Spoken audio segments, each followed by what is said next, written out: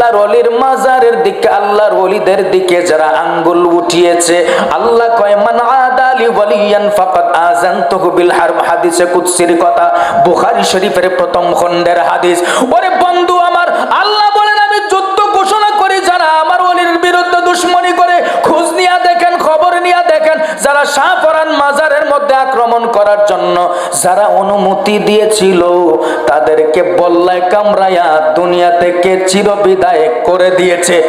মারহাবা কোন?